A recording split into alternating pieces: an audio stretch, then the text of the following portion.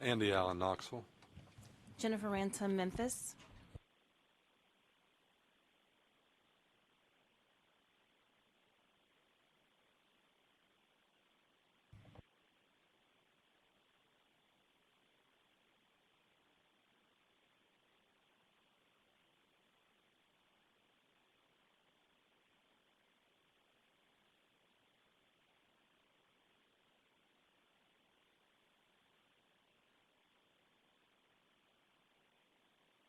Thank you, Mr. Chairman.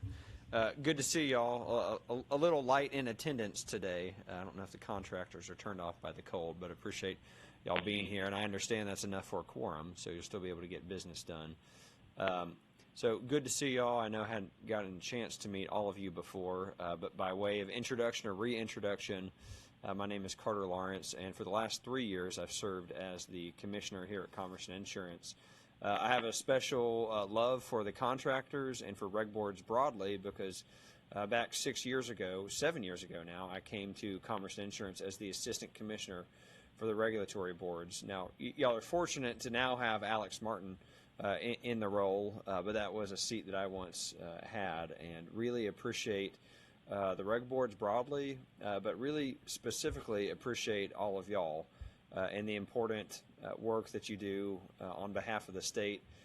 Taking out of your time, I know there are 1,000 other things you could do, and most of those would be making you money, but instead y'all are good enough to serve the state of Tennessee, to come in and make sure that the contractors are properly regulated. So I really appreciate y'all doing that. You know, part of the work that y'all do in the regulation of the contractors is really largely reliant on the staff that we have at Commerce and Insurance and the Board of Licensing Contractors. And as y'all are aware, we had to take undertake some changes recently that have brought about the search for a new executive director. We haven't fully gotten that search resolved, but we have a really excellent stopgap measure for y'all, bringing in a steady hand and experienced leader to bring back into the department. And I'm undoubtedly jumping ahead on y'all's agenda, so I apologize about that. But when I knew that I had a little bit of time in my day and that y'all were going to be here, I wanted to make sure to come down to say hello to Cody Vest, who I had the pleasure and privilege to work alongside Cody when she was previously at the department before she took the honorable discharge of retirement, and we were sad to see her go, but really thankful that she recently expressed interest in getting plugged back into state service again. So I appreciate, Mr. Chairman, the opportunity to say hello. I apologize. I know I just blew up y'all's agenda, but thank you so much, and thank you again for all that y'all do, for the way that y'all serve the state of Tennessee and that you serve our governor, Bill Lee. So thank you. That's all I had, but certainly if you've got any questions for me, I'll try my best. All right. Well, thank you so much. I'll leave it at that. If y'all need anything, I please reach out, or otherwise I leave you in the capable hands of Assistant Commissioner Alex Martin. All right. Thanks again, y'all.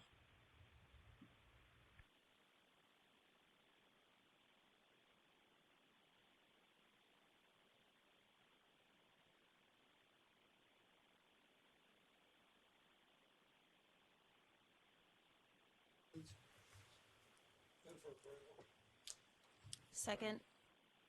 All in favor, say aye. Aye.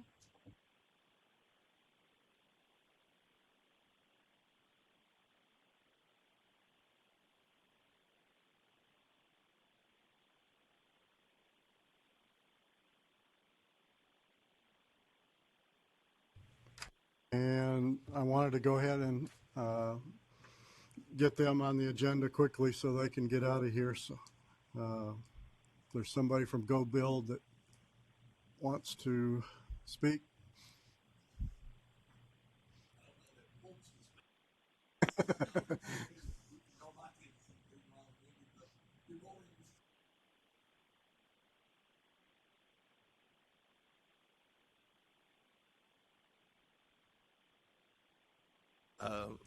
as the statewide business development director.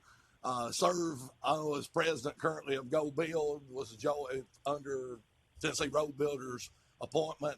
It's a joy to get to be with y'all again. We were blessed to be with y'all back in July. Obviously made a presentation then. That's not the plan today with Chris or Justin. We came in town last night, had a little dinner together. Gonna have a board meeting in person. Feel like the personal interactivity is very important as we continue to move forward with Go Build and the promising results that we continue to see with it. Just want to personally thank each of you and certainly the staff here that continues to support this endeavor. We appreciate the fund that got reappointed. I know there was some excess money that came Go Bill's way, the way the structure of it is set up. So that was a pleasant surprise, and we want to thank you so much for those dollars that are being put well to use in the marketing side of what we're trying to do as the program was originally intended to be set up. So I have nothing other than to say thank you. Great to be with y'all. We were in town and we wanted the opportunity to come by and at least thank y'all again for the continued support. And I think most of you have my number from last time, and you've got Chris and Justin's contact. If there's anything that we can do to answer any questions throughout the year, please do not hesitate. We want to be a transparent operation that helps everybody see the good that's being accomplished through Go Build Tennessee. Great. Thank y'all. Do you have any questions for him? Okay. Thank you. Thank y'all. Absolutely.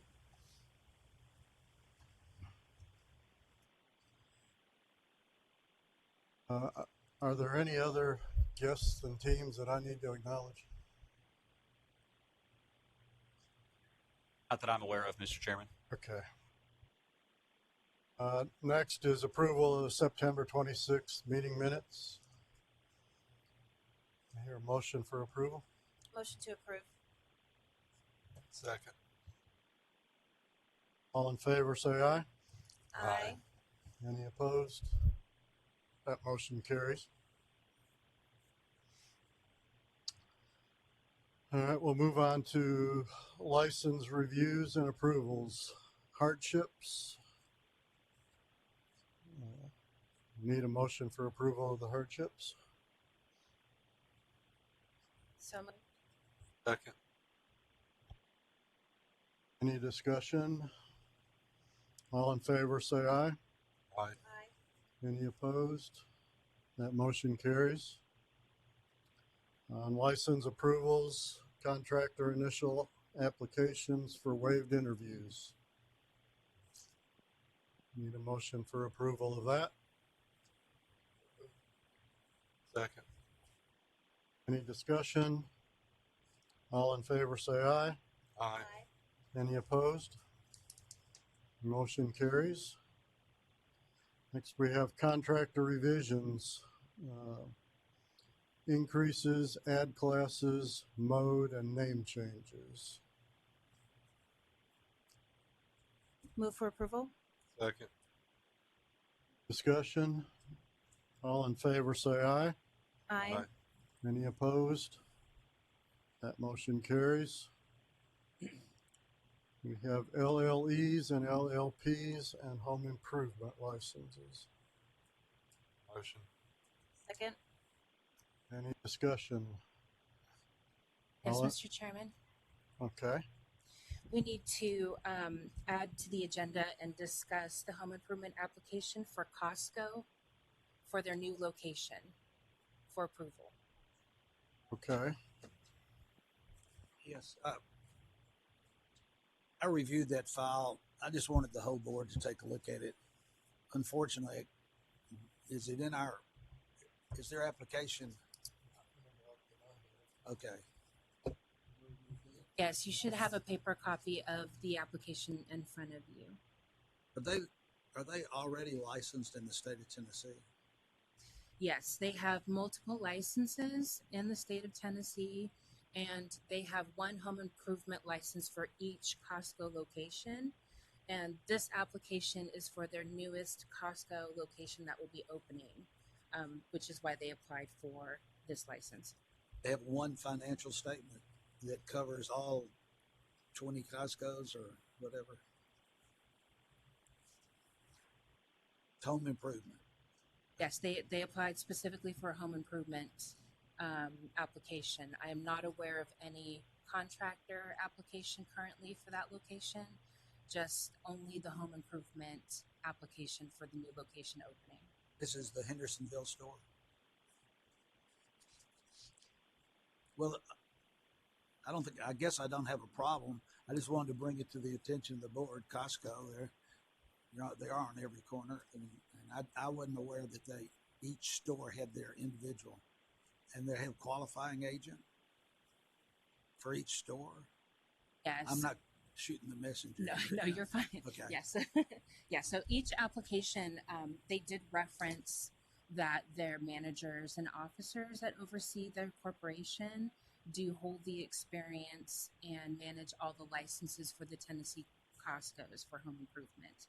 It's nobody's like on my license. There's a name there, but there's no actual name. It's just Yes, they do a have broad they do have an assigned managing employee for that new location. by name.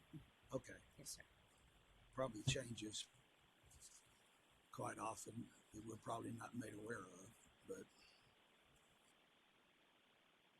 This is just for them, like installing countertops, flooring, that kind of thing.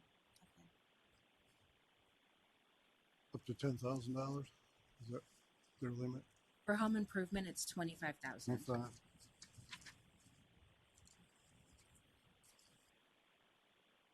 okay, I'm good, Mr. Chairman. this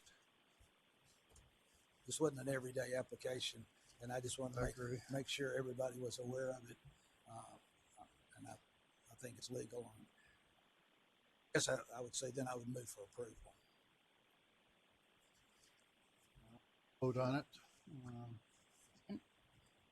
Any other discussion? All in favor, say aye. Aye. Any opposed? All right, that motion carries.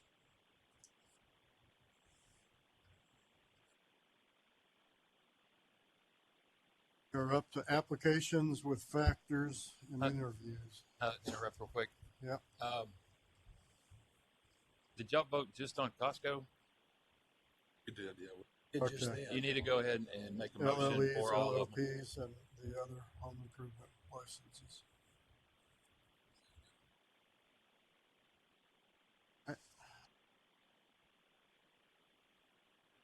Any discussion on those?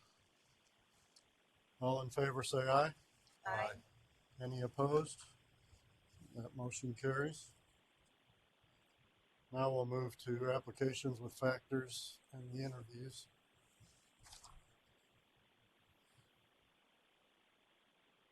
Was involved in one that I would like to bring up. It was a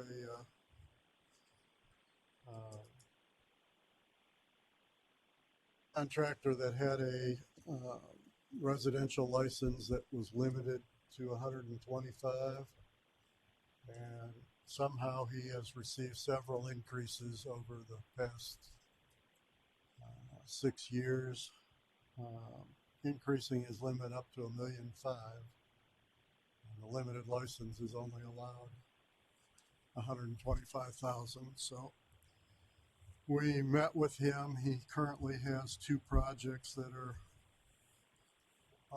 over the 125. One is 150 and one's about 170. And he is planning to take the exam toward the end of December, and we have given him grace essentially till the next meeting to pass that exam. So he will report back to us after he takes the exam to let us know if he has passed or not. And essentially, we're just tabling it for 2 months. Other interviews that we need to discuss. Okay, all in favor of the interviews as approved, say aye. Aye. Any opposed? Motion carries.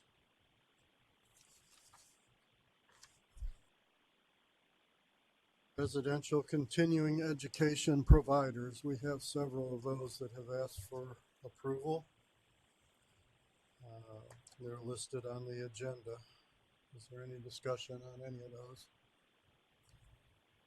Yes, Mr. Chairman, we would like to add to the agenda a new course for approval from an already approved provider called All Four Contractors.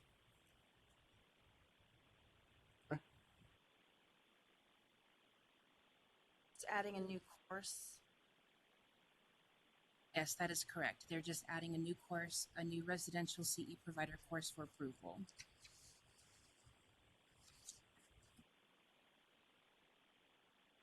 Question? Okay, all in favor of approving the residential continuing education providers, say aye. Aye. Any opposed? That motion carries. Approval of the 2024 meeting dates, which I believe are listed. Can I interject one more time? So we added that to the list of providers and courses, and y'all approved that. So now we need to go back and approve all of the reviews and course approvals, if you don't mind. Sure. Can those be approved as one item or each individually? But since they added to that agenda, then they can do it all in one. Okay. Since they've gone ahead and amended that agenda there. Motion to approve.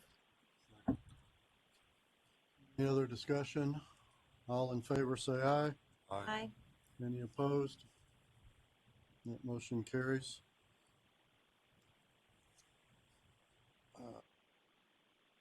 Approval of the 2024 meeting dates. Any discussion on it? You just know what they are. Yeah. Mr. Chairman, I believe these are included in the iPad. Oh, okay. What are they under? What is it under?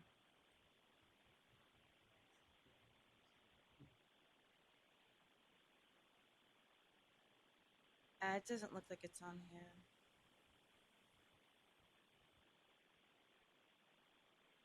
Why don't we have some copies made, Mr. Chairman, and we can come back to that item, if that's okay? Thank you. All right, that works. Legal reports. Stuart, are you? I'm afraid you're stuck with me and Kyle for the legal I believe that was report. a typo on there. Right. That should be my name. Yes. Changes to the legal report are as follows. Case number 122 number 122 on the legal report. That's case number 2.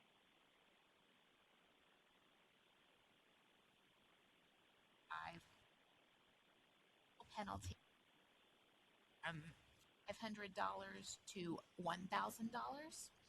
And there were also some questions that I wanted to address on the record. There was a question with respect to number 125, that's case number 20230355, and that was whether we could flag application.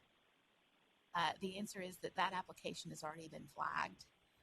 The board staff has already flagged the application. Also, with respect to number 134, that's case number 20225. There was a question on whether or not we could still assess a civil penalty of $1,000 if we do not have an affidavit from the complainant. And the answer is no. And the reason for that is because with respect to all of these cases, when the case proceeds to a formal hearing, the burden of proof is on the department to prove unlicensed contracting. And the way we do that is through the use of an affidavit from the complainant, where the complainant testifies under oath regarding the existence of a contract. Our staff members cannot testify regarding the complainant's statements in the complaint because it would be hearsay. And in this case, because we were unable to get an affidavit from the complainant. Because the complainant was unresponsive to our requests for an affidavit, that is why legal is recommending that the board close the case with a letter of warning. On anonymous complaints, typically we send those out for investigation, and we see if we can get the respondent to provide us with an affidavit, or the investigator to provide us with testimony regarding what the investigator was able to find. And Kyle also had some changes. Just a Excuse me, few Tim additional. Alou, what number was that one? That was number 134 on the legal report. It's case 2022052461. It's on residential. I believe so. No, There's a 134 on commercial as well. Oh, actually, yes. Actually, it's a represent. I'm not sure. I'll have to pull it up on the legal report. I will let Kyle discuss his cases while I look that up on the legal report. Okay. Just a few additional changes, and we have one case that's set for discussion. Number 12 on the legal report, that's case number 2023-032-821. The initial recommendation was a civil penalty of $750. The board decided to increase that to $1,000. The next change is number 106 on the legal report. That's case number 2023-036-271. The initial recommendation was a civil penalty of $2,500. That is being increased to $5,000. The next change is number 111 on the legal report. That is case number 2023-044-341. The initial recommendation was a civil penalty of $1,000. That is being increased to $1,500. The next case is number 132, and this is set for discussion. It is case number 2023-032-991. And I would like to just briefly discuss the facts with the board so you guys can have an idea of what's going on. A city was accepting bids to construct a water well project. The respondent in this case submitted a bid that offered to perform to construct up to 5 wells. Each well was within the monetary limit of respondent at the time. The total of the 5 wells on the bid exceeded the monetary limit at the time. So the question is whether the board considers this one project or whether they consider each well, as the respondent is arguing, one project. Now, the city did deny the bid, and then later on, the respondent has increased their monetary limit to unlimited.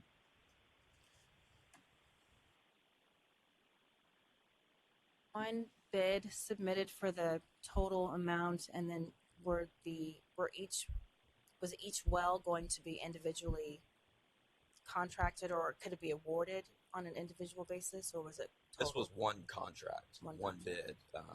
Now the language is up to 5. So technically, I guess the city could have came back and said, we'd like you to just do 1 or 2, but they did offer to go up to 5. Now on the bid document, one well, the estimated price of one well was well within the monetary limit, and then the total of the offered up to 5 was over.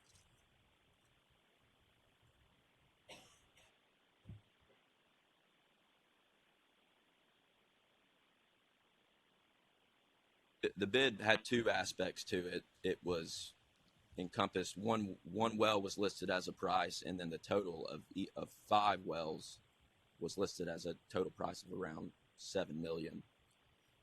But the actual bid form, it says total bid amount 7,709. I mean, they wrote $7,709,000 on their bid form. They did. But that's the bid. So the question is whether the board considers that one project Okay. What would the board like to do? Would you like to? You can authorize charges for exceeding monetary limit. There's other options as well.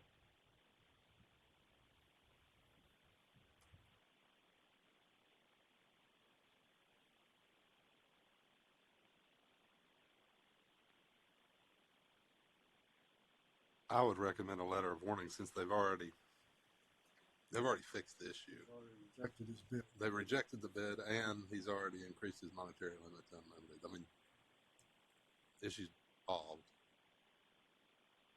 The issue is moot, but the board can still decide to issue a civil penalty, or you can also close the case with a letter of warning to notify them that the board did consider this a no-win project.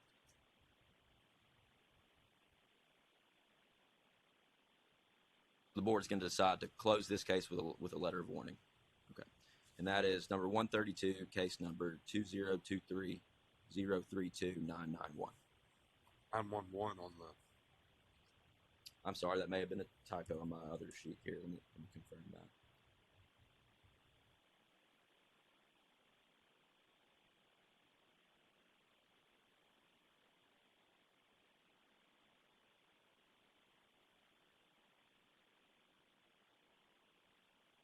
It is 911. 2023-032-911.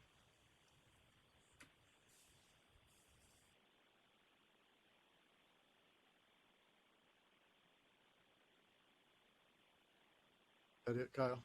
That is it for me, Okay. Mr. Chairman. And I did want to make a correction to what I stated earlier. Case number it's case number 131 on the legal report, not 134. Case number 131 is complaint 2022052461. Legal's recommendation is to close with a letter of warning based on the fact that we were unable to obtain an affidavit from the complainant. And we did reach out to the complainant twice. We reached out in February of this year and also again earlier this month on November 2nd. And we have not gotten any sort of response from the complainant regarding an affidavit. And as I said earlier, we would need the affidavit in order to prove any allegations of unlicensed home improvement contracting. Okay. Approve the legal report. Approval? Second. Any other discussion? So we're approving as amended and discussed.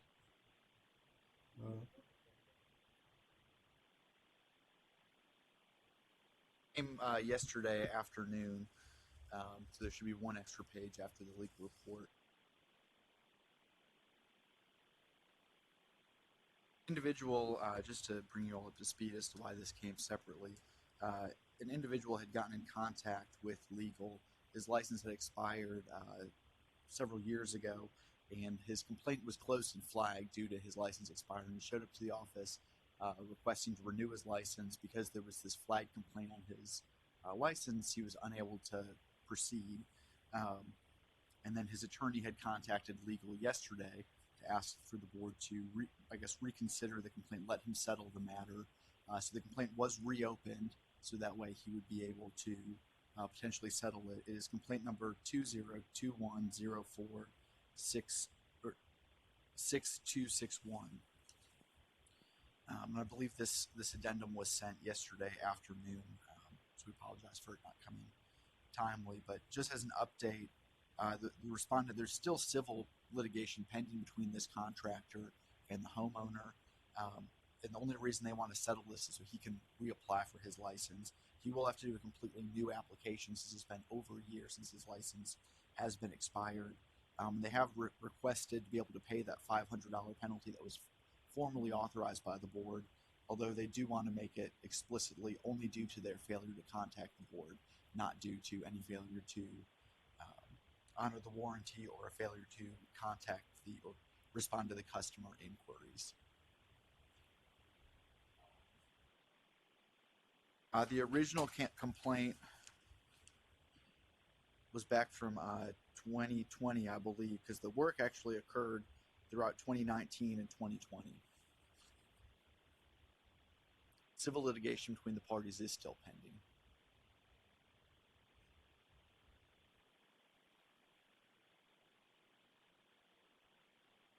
Okay.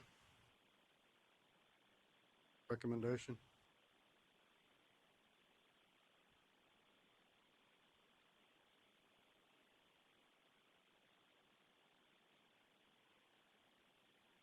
Vote on these as a whole, including the addendum. All in favor of approving the legal report with the modifications discussed, please say aye. Aye. Any opposed? That motion carries.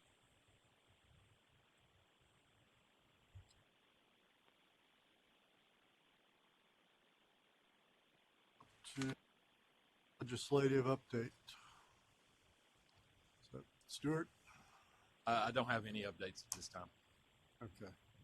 Mr. Chairman, I've got a couple items on that. So, Stuart, I probably should have listed myself there. Apologies again. Mr. Chairman, just want to make the board aware of a couple things. Obviously, we're approaching the legislative session. We'll be on us before we know it after the holidays here. And just want to say that we do expect two issues in particular to come up. Not aware of any specific bills at this time, but just want to make the board aware. There was some significant conversation in last year's legislative session surrounding monetary limits. We saw multiple bills filed on that. I have no reason to expect that we wouldn't see some continued conversation around that in this coming session. And then additionally, we've had some outreach from some members in the House regarding initial and reviewed audits, financial statements, and as a part of licensure requirements. And so just want to make the board aware those are sort of two issues that we're tracking currently that we expect could come up if there are bills filed out related to those topics or others. We'll certainly make y'all aware as we track those. Okay.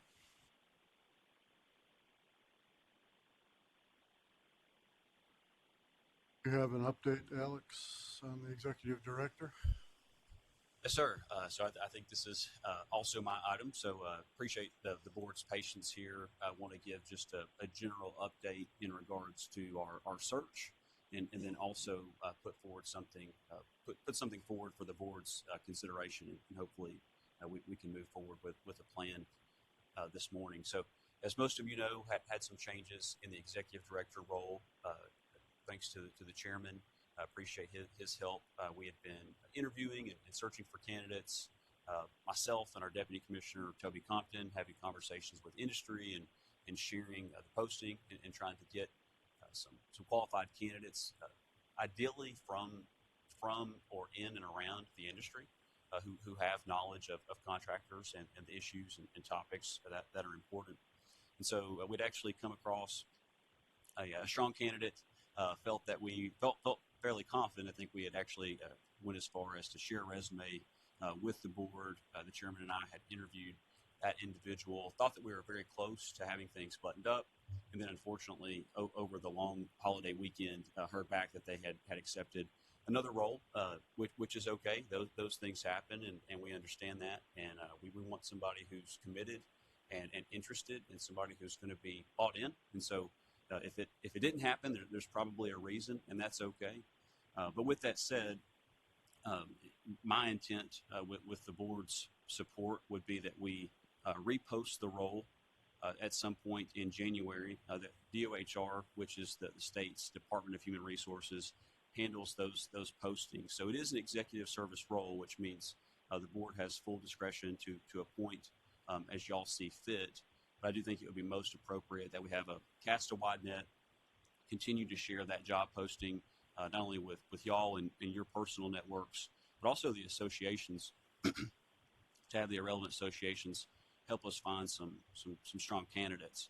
And so the thought is, from a timing perspective, by the time the role would be posted in mid-January, the board's next meeting is January 28th. And so my concern is I don't really think there's adequate time to cast a wide net, conduct interviews in a thoughtful way, and then ultimately put a strong set of candidates before the board and for the chairman and I to interview. And so, in lieu of that plan, I think I've mentioned this to a couple of you, or introduced her shortly before our meeting here.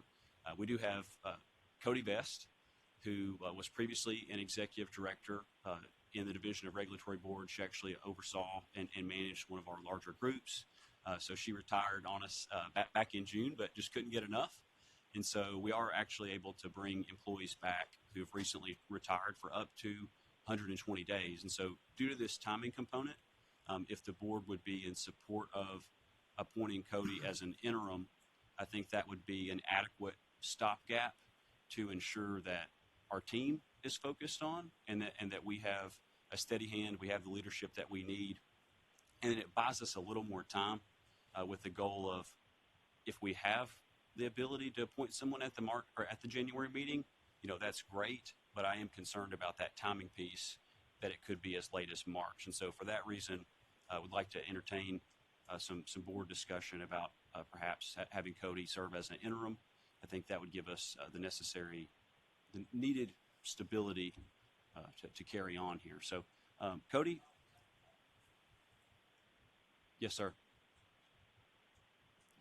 Thank you. So just to tell you a little bit about Cody, again, she managed one of our largest groups here, served with the department for close to 30 years, knows our team, knows our process as well, and has worked with many other boards. And so, Cody, I think you met several of our board members but before the meeting started. But with that, happy to answer any questions that y'all have for me.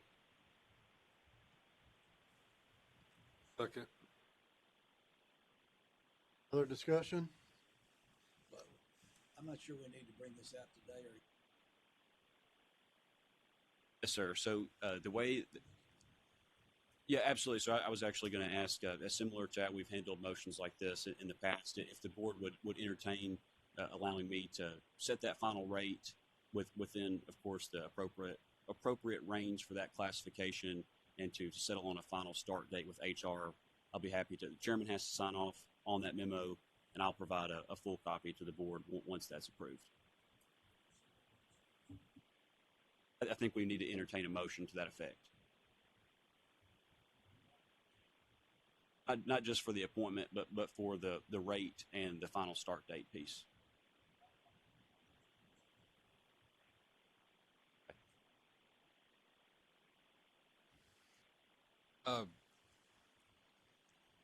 So the original motion, what you do is do a motion to amend the original, then second, vote on that, and then a motion as amended.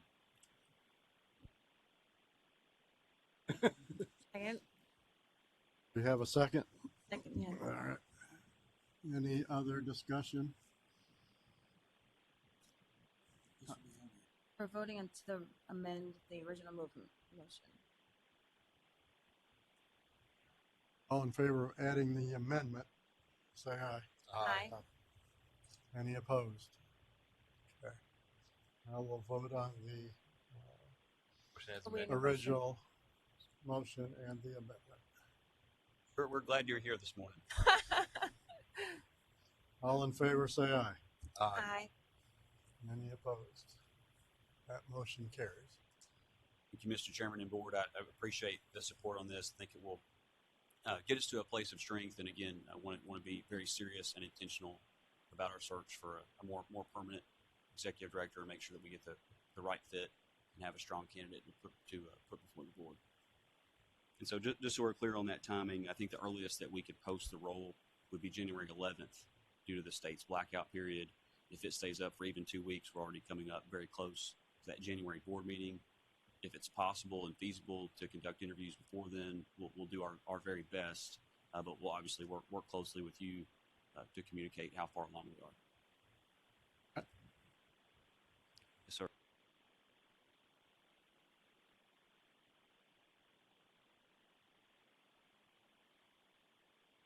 But another item that we should likely address with Cody being appointed interim is it might be appropriate for the board to discuss or at least designate either myself or Cody or someone else as having the ability to sign statutory citations and also service for subpoenas legal.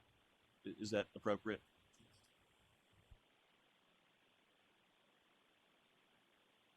You recommend both, or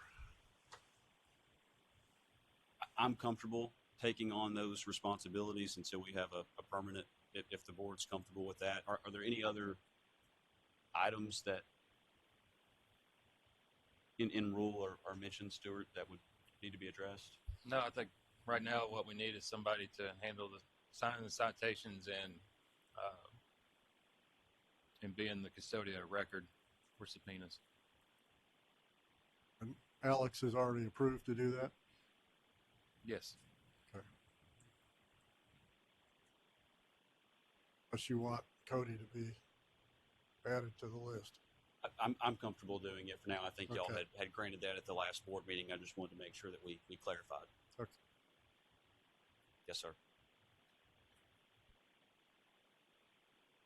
You have a executive director report? No, sir. I think we've covered most of the items that I needed to discuss this morning. I feel like I've already monopolized most of your time. So obviously we met to discuss the rule report that we had discussed, the executive director piece. I did have a brief update relating to Go Build, but I think y'all have heard from them, and that there was some discussion at the board's last meeting regarding some of those statutory disbursements that are present.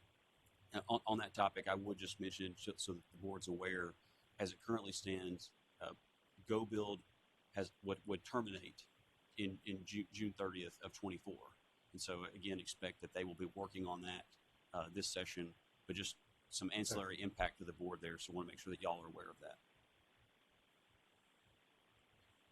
that. All right.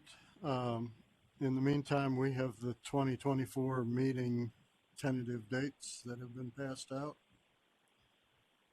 My only question was on the May meeting. It looks like we're meeting the Tuesday after Memorial Day, which in the past, I think we've moved it up a week. But does anybody have any issues with meeting Tuesday after Memorial Day?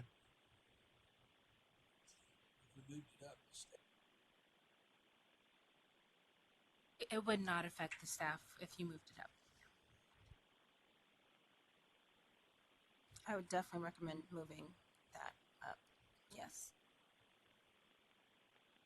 Would be May 21st.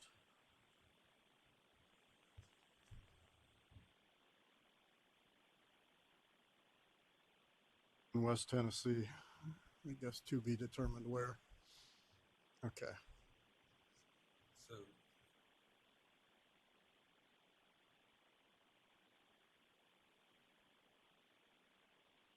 Oh, yeah, that's I was looking up. Okay.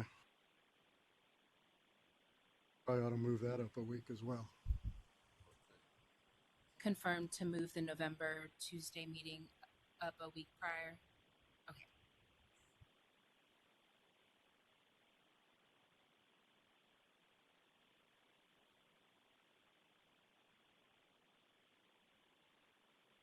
We need to approve these dates then? Okay. Can I have a motion to approve the modified dates? so moved. Second. Discussion. All in favor, say aye. Aye. Any opposed? Motion carries.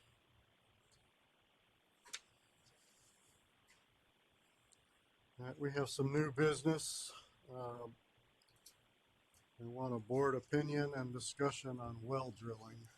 Yes, sir. Mr. Chairman, we'll make sure that a finalized list of those amended meeting dates gets sent out to the board members. And if y'all would like calendar invites, we're happy to facilitate that as That would as be well. great. Oh, Thank yeah. you. Calendar invites would be great.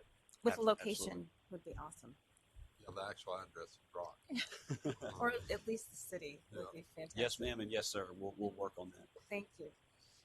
Mr. Chairman, before moving to new business, I omitted this earlier. I think it was mentioned at the board's last meeting, but we do have a new team member that I wanted to recognize and show the board. So we have Ellen Morrison, who we call Kat. So she just started with our office a while back. So thank you, Kat. Thanks for standing. But I just wanted to acknowledge her hard work and formally welcome her to the team. I think this was shared at the board's meeting in East Tennessee, but hadn't been able to formally introduce her. Welcome.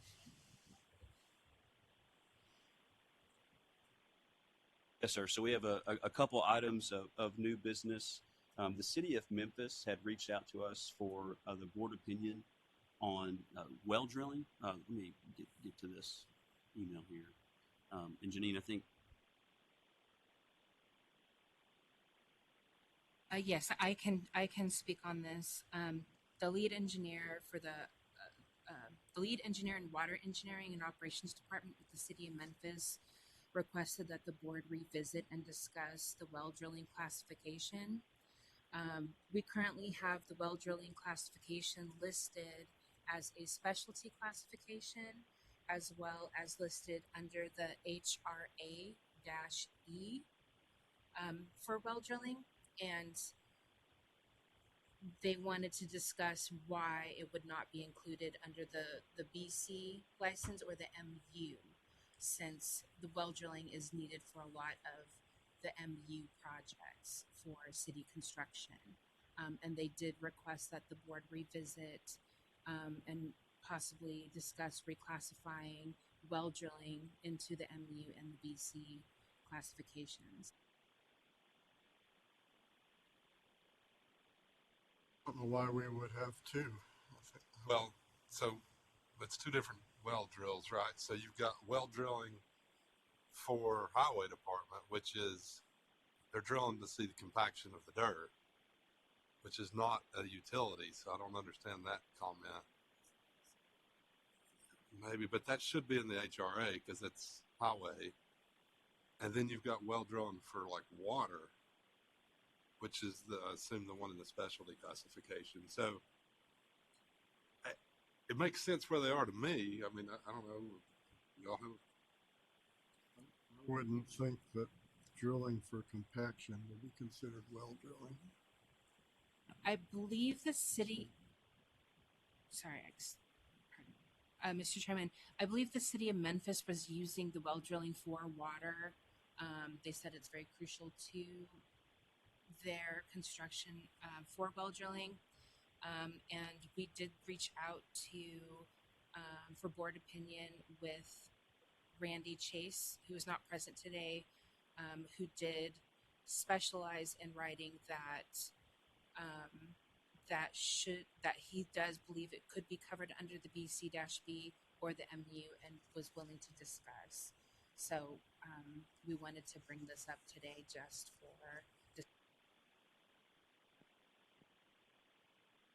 Makes sense under please. Also make a case. Right now it's a yes, we have it's under specialties. specialties. I guess it depends My on what kind opinion of. is it's fine under specialties. Yeah. Is there a reason why they wanted it moved? Did they want like an MU classification, or did they state? Is there a reason? For reviewing bid. Yes, it was under bids. They considered because a BC or a BC-B or an MU all covers MU projects. So and for the city of Memphis views it as municipal. And actually, we have received a few other questions on this regarding the municipal construction with water well drilling and why it's not listed under MU. So, and the reason why they questioned the BC or the BC-B is because that trade exam covers the MU. The email that their city engineer wrote over to us, I think they wanted to understand before they accepted a bid that they were accepting a contractor with the correct classification. MU. Correct. Correct. Yeah, it's not listed.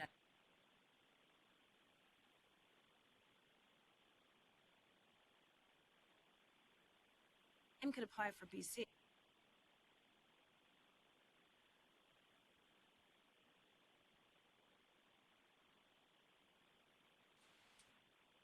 I can just add, this would require a rule change because these classifications are under rule. So it's not we can just agree to it today, but it would have to require a rule change.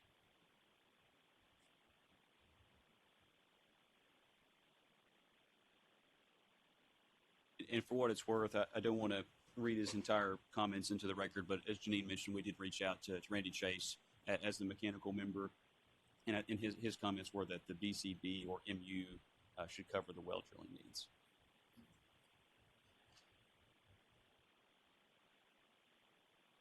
Separate license for well drilling that's not governed by this licensing board, correct? Yes, that is correct. That's through TDEC. And it's a separate license required from them, but that does not grant them the permissions to bid on large city projects for well drilling. They would still need the contractor's license. Specialty license. The specialty license would, but there's a lot of municipal focused contractors or BC-B or full BC contractors, bidding on these large city projects that don't have well drilling. So they either need to hire a specialty subcontractor or add the specialty. And one of the arguments, or questions. Have to hire a driller that has been licensed by the well drilling group. I think it's confusing that we have it listed in two places myself. Why? Maybe the city of Memphis is trying to suggest maybe a separation, so maybe to elaborate the differences of that could be something that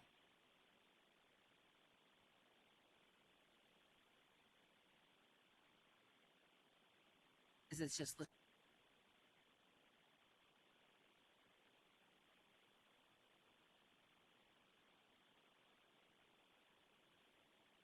Bring it up in a rulemaking session if they want to pursue it further. So maybe this is something that can be brought up at a future meeting, or if there's a need for a future rulemaking, it perhaps might make sense to clarify the language in both classifications. Definitely. Can work with legal on the draft language. Yeah, I mean, I'm looking at the classifications, and I think what we can do is look into clarifying why it's under HRA and also specialty. That's something that we can do without a rule change. We'll look into it. If not, then we'll bring it back for the board. Okay. Know how to answer Memphis? We've Yes, discussed it, right? Yes, Mr. Chairman, we did. Okay. Next item is Arkansas reciprocity update. Yes, sir. So, Mr. Chairman, we had received some outreach from the Arkansas Licensing Board. So this board previously had an agreement with them to have a waiver of certain trade exams. And so they've reached out. They have updated their reciprocity and waiver agreements with several other states. We are sort of now the odd man out and in conversations with their executive director.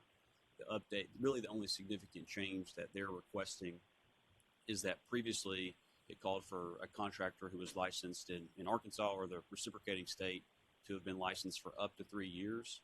And they have since changed that to requiring licensure for only 1 year. And so the question before the board is, for the exams that we waive, is 1 year of licensure in the other state sufficient? Or would we be more comfortable with that 3-year mark that currently exists? And it's my understanding that in Mississippi, Louisiana, and Alabama, the other states that they have waivers with, they've moved to that 1 year mark. And of course, this works both ways for folks on our side that would be doing work in Arkansas.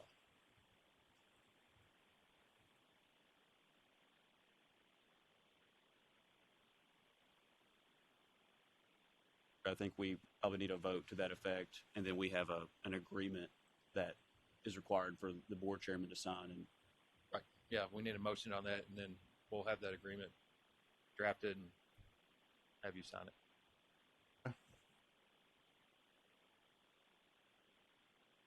All in favor of moving from 3 years to 1 year, say aye.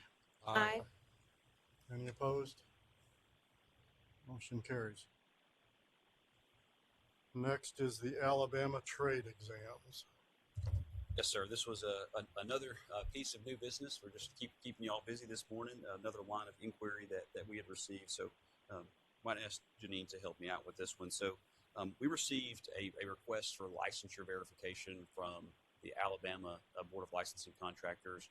And this individual was seeking to become licensed for HVAC with our board and had not taken the CMC-C exam.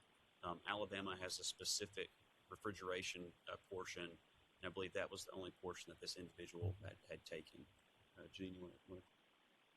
Yeah. So currently, our reciprocal agreement with Alabama is we reciprocate the full CMC trade with them. What they've done since our original agreement, they have taken their trade exam and split it into two. So now their trade exam is not a combined exam like our CMC trade is. Now they have it in two. So they have a separate exam, trade exam, that is for the CMC-C classification for their refrigeration and HVAC. And the rest would cover plumbing, process piping, gas piping. So since their trade exam has been split into two under that classification, it is not equivalent to our current trade exam reciprocation. So their concern was that someone could apply for Tennessee saying, yes, they took a trade exam with their state, but since they took the trade exam into two, if they did not take both portions,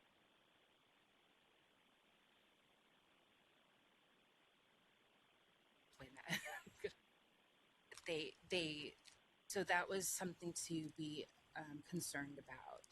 If we can still accept the trade exam waiver and just review it as an per application on what classification they're applying for, or if we need to not accept the CMC trade exam waiver.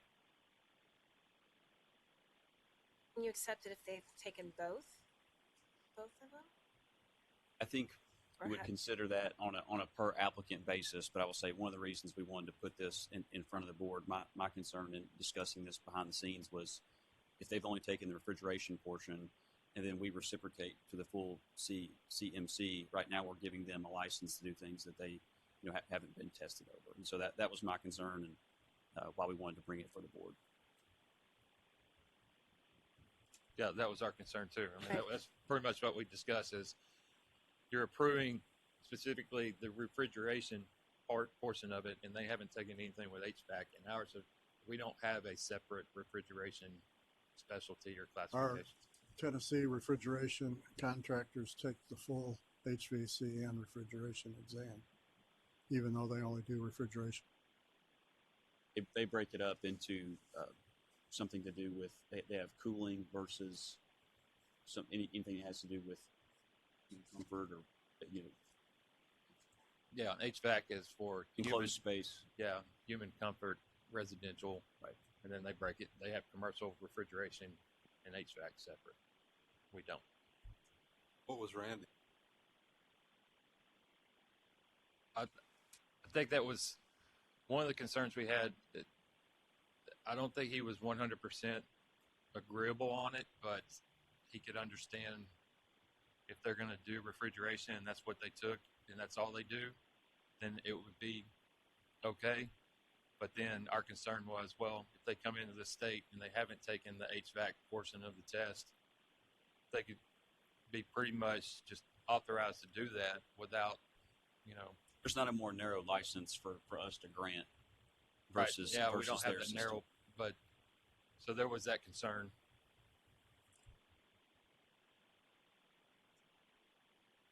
At this point, we're not about to break the HVAC and refrigeration apart. So I don't think that can be done at this meeting. No, I don't think so. I think that would be another change. So, I mean, no longer reciprocate with it. Well, well, you can apply the waiver if they do show that they have both. but I tests. think our intent would be if they show up with both tests, both HVAC and refrigeration, we could reciprocate against the CMC. Right. But if it's only one or the other, I don't know that we have a license that's narrowly tailored enough for those exams. We're just talking about the CMC-C. Yes, sir. Yes, so we had a contractor that was applying for the full CMC or the CMC-C by using his trade exam waiver, who did not take that exam. He took the other exam. Took either refrigeration or. Correct. So this, because currently we reciprocate the full CMC classification. We don't reciprocate any of the sub-classifications that we have.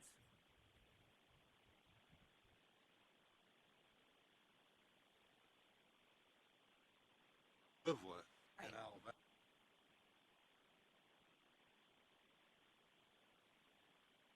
No proof of those. Yeah, that's the whole point of the agreement. But Alabama has separated refrigeration and HVAC for human comfort, and we don't. We don't have that. So if they come in with just refrigeration tests, we can't reciprocate. If they come in with both, then yes, we can reciprocate. I'd have to look at Alabama's, but does theirs include gas piping and process piping? And I mean, our full CMC's got a whole bunch of stuff. Right. If you're asking about a full CMC, that's different. They have a separate trade under the same board for that for their plumbing. So it has been split. Their trade exams have been split. How you're saying a refrigerator? Yeah, no, it's just the two. It's the two trade exams. One is for plumbing and one is for the HVAC, and the HVAC is also split. So the way that their website describes it in the exams, you can see what covers what, but it's to be our perspective, unless they can prove that they have the exams for both and they've passed.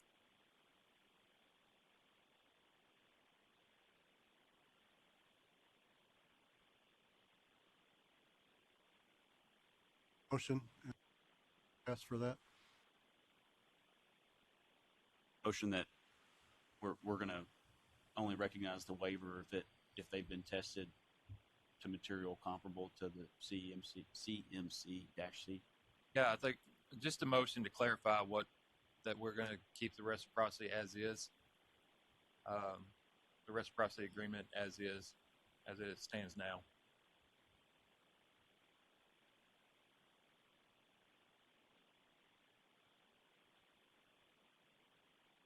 All in favor, say aye.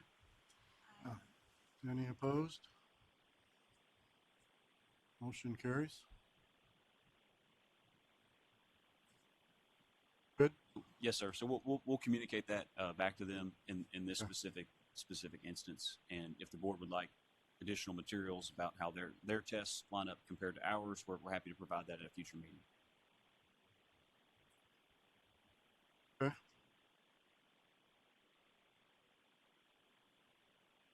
Any public comment related to agenda items? I don't think so. Okay. I wanted to bring up, I guess this would be old business, but we had a formal hearing at our last meeting on Caldwell Plumbing, and I have signed their complaint or citation. It's actually in a final order that you signed. Final order? Yes. Do we have an update on where that is? Yes, legal has filed that final order, the signed final order, with the Administrative Procedures Division. We are still waiting on a signed, someone from the Administrative Procedures Division also signs it after the chairman signs it. And once we receive that, Caldwell Plumbing has 60 days to appeal the final order before it actually becomes a final order, and we can begin the collections process, or they can choose to pay the civil penalty that the board assessed. Okay. Is it common for a couple of weeks signature? Yes.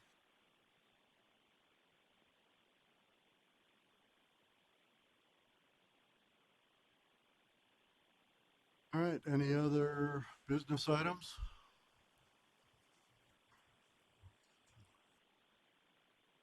Motion for adjournment. Second. Hey. We're adjourned.